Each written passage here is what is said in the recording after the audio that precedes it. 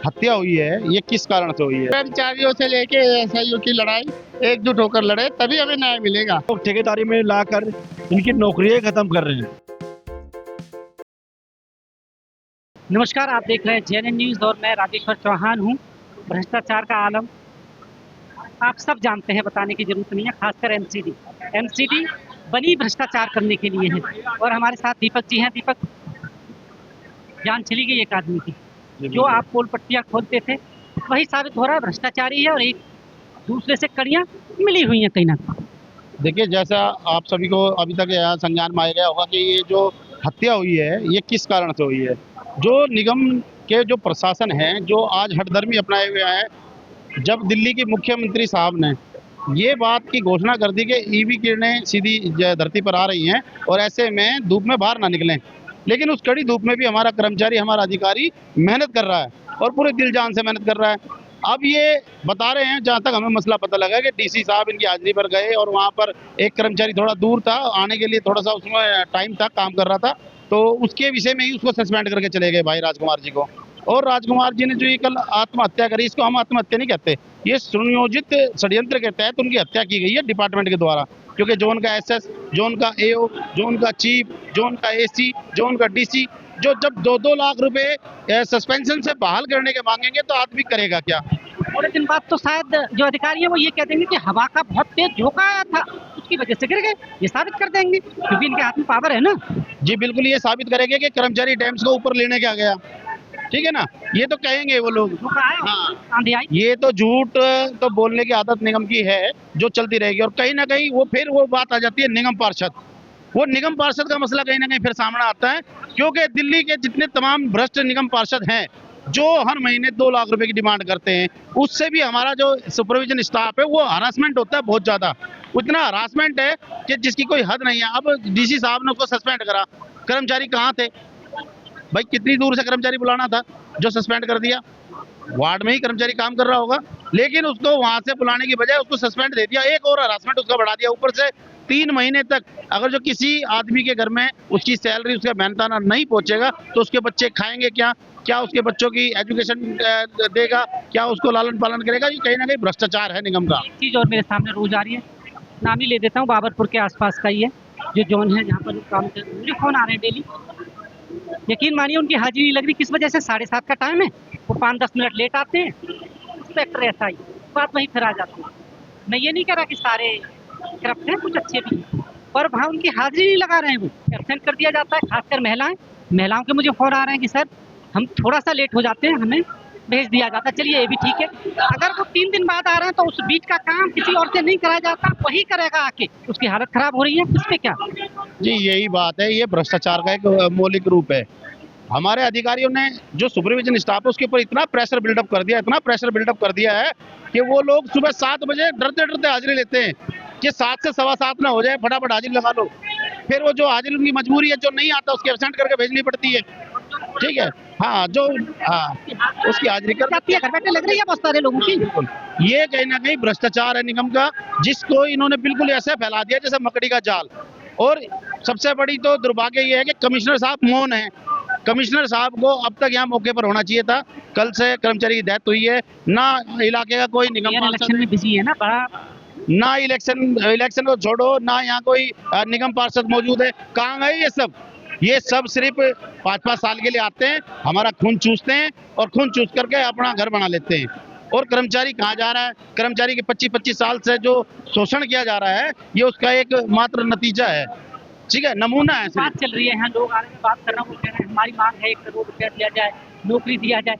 और मुझे हास्यास्पद इसलिए लग रहा है, बहुत सारे लोग पहले ही भटक रहे हैं सालों से इसके लिए। तो क्या एमसीडी में डेथ केस की नौकरी पाना इतना आसान और है ही नहीं बिल्कुल? तो कैसे देख रहे हैं? क्या एक बार फिर तो जो लेटर है ना, लेटर तो ये बांट देते हैं, आपको पता है इसी जोन में हजारों लेटर लोग घूम रहे हैं, लोग पक्की नौकरी का, जिन्हें पोस्टिंग नहीं मिली वैसे एक और दे देंगे। इससे हल तो नहीं निकलेगा कहीं ना कहीं। देखिए है कि जब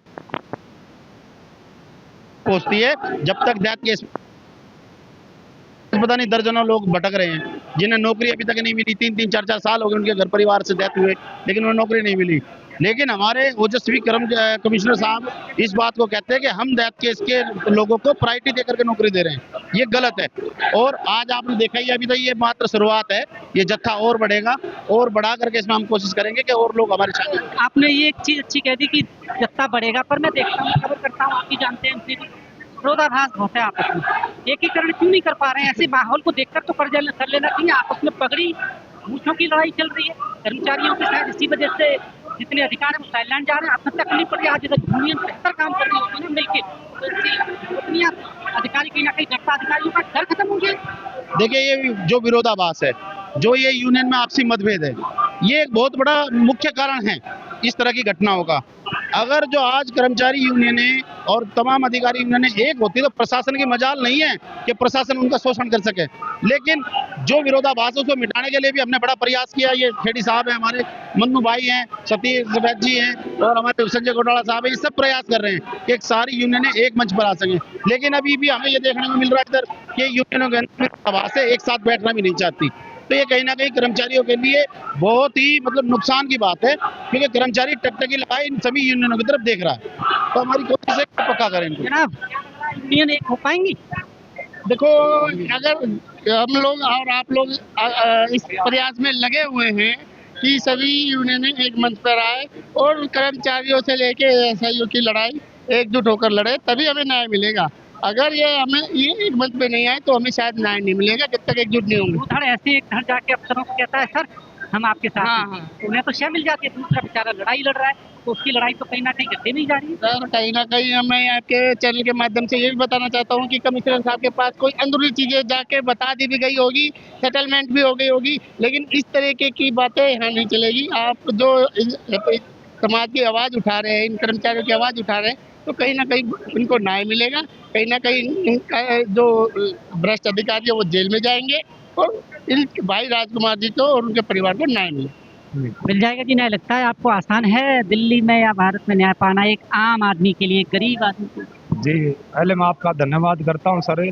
और न्याय की बात यह है, राजकुमार को न्याय जब तक नहीं मिलेगा, जब तक हमारी जितनी भी दिल्ली की संगठन हैं, जितनी भी यूनियन हैं, मोर्चे हैं, सभी इस लड़ाई को लड़ेंगे दोषियों को सजा दिलवाने तक और इस परिवार को न्याय दिलवाने तक। इस परिवार को जो भी सरकार से सहायता मिलनी चाहिए वो सरकार से सहायता दिलवाने तक, और उस के जो कर्मचारी एएसआई राजकुमार जी गुजरे हैं इनके बदले में एक पक्की नौकरी दिलवाने तक। जब तक ये सारी डिमांड पूरी नहीं होगी, जब तक हम सभी यूनियन एकजुट होकर लड़ते रहेंगे। जनाब, लग रहा है आपको ये तो ये साबित कर देंगे कि ऊपर कूलर चल रहा था, उसकी तेज हवा का झोंका आया और ये नीचे गिर गई, ये तो ये साबित कर देंगे? ऐसा कुछ नहीं है। जिस आदमी की नौकरी चली जाए, अधिकारियों द्वारा परेशान किया जाए, बहाना किया जाए, घर का चूल्हा जलना दुश्वार हो जाए, वो सब कूलर गिरा सकता है? उनके हाथ में कुछ भी है जो लिख देंगे वही मान्य होगा। ये कानून तो शायद बड़े लोगों के लिए ही रखा हुआ है, छोटा आदमी तो आज भी उन सभी की जिंदगी जी रहा है। भ्रष्टाचारी से लड़ता लड़ता वो वीरगति को प्राप्त हुआ है, उसका ये बलिदान है और उसका ये बलिदान खाली नहीं जाएगा। अभी कुछ दिन पहले एक नाले में हमारा कर्मचारी राहुल नाम का काम कर रहा था, उसके बाद संसद में भी उठी है और वो भी वहीं मर गया था, उसे कुछ नहीं मिला। आजकल के जो मनवादी अधिकारी हैं वो नहीं चाहते कि जो दलित वर्ग के लोग हैं उनका कल्याण हो, ये पक्के हों, इनको पैसा मिले या इनकी नौकरी मिले, क्योंकि सब लोग ठेकेदारी में लाकर इनकी नौकरियाँ ख़त्म कर रहे हैं। क्योंकि नौकरियाँ ख़त्म तो ये समाज पूरा तरह ख़त्म। 8,000 में 7,000 में लोग अपने बंदों को लगाएंगे और उसके बाद में जो लोग हमारे 20-20 साल से कच्चे हैं, पक्के नहीं हो पाए, वो परेशान होकर ऐसे ही मरेंगे। ऐसी इनकी सोच है, इसलिए तंग कर रहे हैं। जय वाल्मीकि जय। जनाब, सबसे पहले तो पहला केस नहीं है, हजारों केस हैं और कुछ तो ऐसे केस हैं जिनकी आज तक सुनवाई नहीं हुई। सबसे पहले तो मैं आपके चैनल का धन्यवाद करूंगा कि आप उस आवाज़ को पहुंचाते हो जो जिसको कोई सुनना पसंद नहीं करता, और उसी का एक उदाहरण है ये। इन्होंने देखा कि ये जो सफाई सैनिक पोस्टिंग हो के आया है, सेंट्री गार्ड पे एसआई बन के आया है, तो ये इनको कैसे परेशान किया जाए। आज देखोगे जो अनीश मिश्रा जी थे। और मैं यहाँ रुका अभी। जी जी। हमेशा बड़ा उल्टा हुआ है यहाँ। एएसआई इंस्पेक्टर इन पे आरोप लगते रहे कि ये प्रतापित करते हैं, यहाँ तो कि एसआई रैंक का अधिकारी प्रतापित हुआ है। चीज पे बताऊंगा, खुल रही है ना। आप ये देखो यहाँ के जो डीसी थे अधिकारी, वो यहाँ के डीसी नजफगढ़ जोन में भी रहे हैं। वहाँ ये जो अभी ये जेल में अच्छा, गए हैं, जो जेल जो गए जो मिश्रा जी।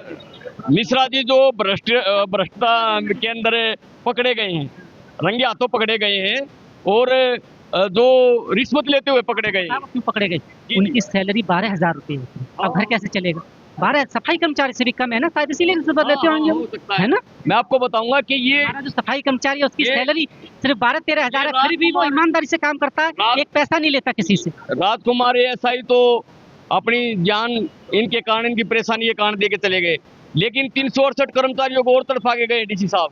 नजफगढ़ जोन से 368 कर्मचारियों को हटा दिया, उनकी रोजी रोटी खोस ली।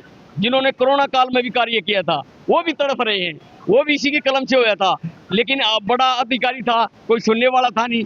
अब इसी अधिकारी का रोल यहाँ पे दिखाई दिया कि ये रिश्वत लेते हुए। ये कह रहे हैं जिस जोन में रहे वहाँ भ्रष्टाचार का मैप बड़ा ही है। अब आपके नरेला जोन से, नरेला जोन की तो कहानियां बड़ी हैं, वहाँ तो पीएफ घोटाला, बहुत तगड़ा पीएफ घोटाला चल रहा है।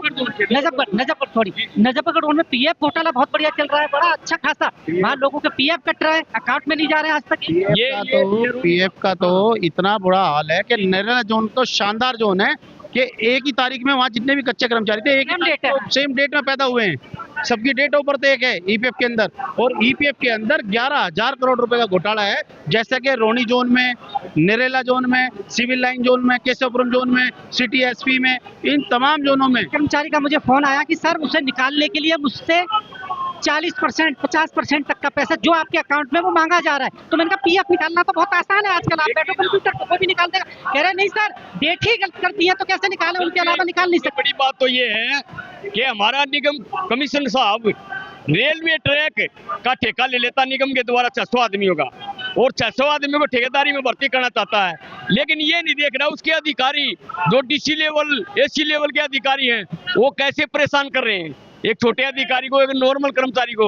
आप देखिए उनकी तरफ ध्यान नहीं है, लेकिन इन कर्मचारियों को शोषण करने में ध्यान है, इनकी रोजी रोटी का ध्यान है।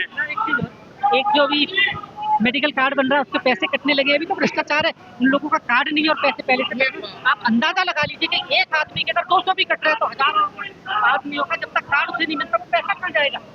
तो ऐश कर रहे हैं लोग। देखिए जैसे ईपीएफ में हुआ था, ईपीएफ 1952 के एक्ट में काटा गया, सन 2016 अगस्त में वो काटा गया था, और अकाउंट खोले गए थे 2020 में।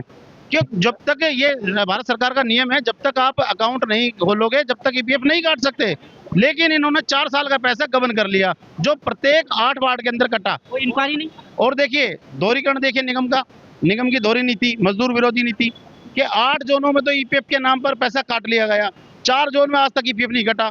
दूसरा, जिस ईपीएफ के लिए इतना बढ़ चढ़कर प्रमोशन दिया गया था कि ईपीएफ बहुत अच्छी पॉलिसी है, उस ईपीएफ के तहत आज अनपढ़ कर्मचारी हैं, उनको ये भी नहीं पता कि केवाईसी कैसे होगी, कहाँ होगी, कैसे होगी।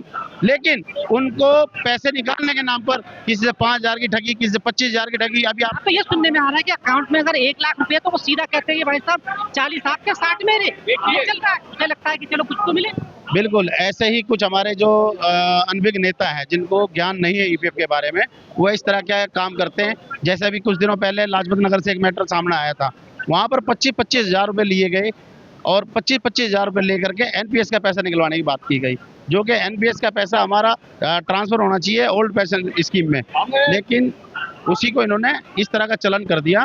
ईपीएफ की बात करें, भ्रष्टाचार तो ये आलम देखिए, आप रिटायर हो जाइए, रिटायरमेंट के बाद आपका पैसा, अपना पैसा जो आपके अकाउंट में आना चाहिए, उसे निकालने के लिए 3rd वहाँ भी परसेंटेज दे दो, तो काय की सरकारी नौकरी है या एमसीडी की? मुझे ये नहीं समझ आ रहा है। ये देखिए सबसे बड़ा जो निगम का भ्रष्टाचार है कि एक आदमी को नौकरी पर लगाते समय उसकी निर्धारित हो जाती है रिटायरमेंट, निर्धारित है रिटायरमेंट के हम कच्चे हैं तो हमारी किस दिन हम रिटायरमेंट होंगे, लेकिन पक्के होने की कोई स्थायी डेट नहीं है। तो ये कहीं ना कहीं घुमा फिरा करके भ्रष्टाचारी का अड्डा है, और यही सब चीज़। सर मैं आपको एक जानकारी और देना चाहता हूँ, मीडिया के माध्यम से सभी को बताना चाहता हूँ, और निगम कमिश्नर को और जो सभी जोनों को डीसीओ से मैं निवेदन ही करना चाहूँगा कि हमारे जो सैनिटरी गार्ड है, एएसआई हैं, इंस्पेक्टर हैं, इनको प्रताड़ित करना छोड़ दें। अभी अभी यहाँ आज की डेट में 30 तारीख को हम सादरा नॉर्थ जोन में आ रहे थे। हमारे राजकुमार भाई के जो हादसा हुआ, घटना हुई है, उसके प्रदर्शन में तो अभी अभी करोल बाग जोन के एक सैनिटरी गार्ड का फोन आया। वो भी यही बात बोल रहा है कि नेताजी मुझे 6 महीने से हरासमेंट किया जा रहा है और मैं भी ऐसा कर सकता हूँ। उसने ऐसे इतनी बड़ी बात, वो यहाँ आए, उनको यहाँ बुलाइए। वो यहाँ नहीं आए अभी, वो दिलासा दिया, हमने समझाया कि हम एसएस से बात करेंगे और एसएस के पास उनको भेजा है अभी कि जाके आप बात करो, एसएस से बात करिए। कमाल नहीं हो रहा है आपको? मैं हमेशा जो हमारी सफाई कर्मचारी है ना, उनकी प्रताड़ना सुनता था और आरोप लगते थे एसआई और इन पर लगते हैं, यहाँ आपको ही पता है। और यहाँ तो उल्टा हो गया है, ये प्रताड़ना का शिकार हो रहे हैं। अगर देखा जाए कि कहीं ना कहीं अगर देखा जाए तो ऊपर से ही प्रेशर रहता है। शोषण क्यों हो रहा सर, ये बताना चाह रहा हूँ। ये जो सैनिटरी गार्ड और एएसआई बने हुए हैं, जो ये हमारे साथी कर्मचारी प्रमोट होकर बने हुए हैं और अधिकारियों की ये सोच है। तो आप ये कह रहे हैं कि जो आपके बीच में से ही प्रमोशन से क्या है, उसी के साथ ये जास्ती हो रही है, बाकी किसी से नहीं? ये जातिवाद भी कह सकते हैं। जातिवाद के तहत ये शोषण किया जा रहा है। खासकर वाल्मीकि समाज के जो हमारे एएसआई, एसजी, इंस्पेक्टर, उनको प्रताड़ित किया जाता है, उनको हरासमेंट किया जाता है, जो कि जिसका खामियाजा हमारे भाई राजकुमार को भुगतना पड़ा। अब आप देख लीजिए, आलम ऐसा ही है यहाँ का। आप जुड़े रहें, आपने ये सब देखा, दर्द है एमसीडी का। धन्यवाद आपका, आप देख रहे हैं जेएनयू न्यूज़।